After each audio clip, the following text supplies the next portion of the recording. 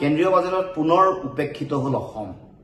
আমি দেখিবলৈ পাইছোঁ এইবাৰ বাজেটত যি সময়ত অসমত বানপানী গৰাখহনীয়াই ভয়াৱহ ৰূপ ধাৰণ কৰিছে, 19খন জিলাৰ 24 লাখ মানুহ বানপানীত আক্ৰান্ত হৈছে। সেই সময়ত কেন্দ্ৰীয় চৰকাৰ তৃতীয়বাৰৰ কাৰণে মোদীৰ যিখন চৰকাৰ আহিল, এইখন চৰকাৰ প্ৰথমখন বাজেটত অসমক তেওঁলোকে বানপানীক লৈ কোনো ধৰণৰ তেওঁলোকে সিদ্ধান্ত গ্ৰহণ কৰা নাই, কোনো ধৰণৰ ধন আবণ্টন দিয়া নাই। তাৰ বিপৰীতে বিহাৰৰ দৰে ৰাজ্যক 11,500 কোটি টকা বান প্ৰতিৰোধৰ কাৰণে তেওঁলোকে ইতিমধ্যে সিদ্ধান্ত গ্ৰহণ কৰিছে।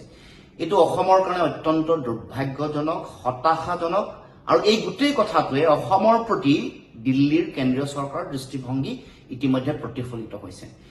এ ফৰ আছাম বুলি কৈ থকা প্ৰধানমন্ত্ৰী নৰেন্দ্ৰ মোদীয়ে আচলতে বা তেওঁলোকৰ গোটেই চৰকাৰখনে অসমৰ যিটো মৌলিক সমস্যা বানপানী গৰাখহনীয়া, ইয়াক প্ৰতিৰোধ কৰা, ইয়াৰ স্থায়ী সমাধান উলিওৱা আৰু ইয়াত আক্ৰান্ত হোৱা যিসকল ব্যক্তি আছে তেওঁলোকক পুনৰ সংস্থাপন কৰি সাহায্য দিয়াৰ যিটো কথা, এই কথা তেওঁলোকে উল্লেখ নকৰিলে বা এই ধন আবণ্টন নিদিলে। কেৱল মাত্ৰ তেওঁলোকে উল্লেখ কৰিয়ে তেওঁলোকে শান্ত থাকিল, যেনেকৈ গৃহমন্ত্ৰীয়ে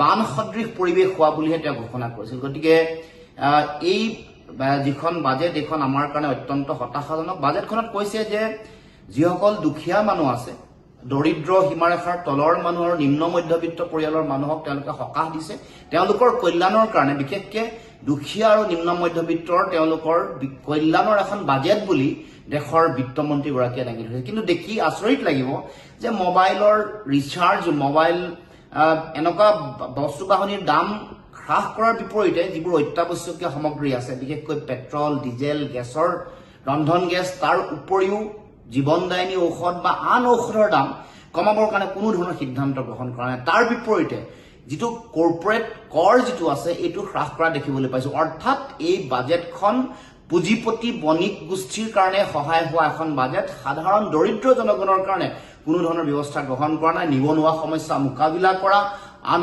বিশেষকে MG এনৰেগাৰ ক্ষেত্ৰত তেওঁলোকে প্ৰয়োজনীয় যিটো দায়িত্ব গ্ৰহণ কৰিব লাগে, ব্যৱস্থা গ্ৰহণ কৰিব লাগে, সকলো কথাতে এইখন বাজেটে আচলতে সাধাৰণ দৰিদ্ৰ ৰেখাৰ তলৰ জনসাধাৰণক তেওঁলোকক সকাহ দিয়া আমি দেখিবলৈ পোৱা নাই। গতিকে মূলতঃ এইখন বাজেট কৰ্পৰেট নিৰ্ভৰ, অসমৰ কাৰণে হতাশাজনক। এইখন বাজেটে সাধাৰণ জনতাক কোনো ধৰণৰ সকাহ নিদিয়ে।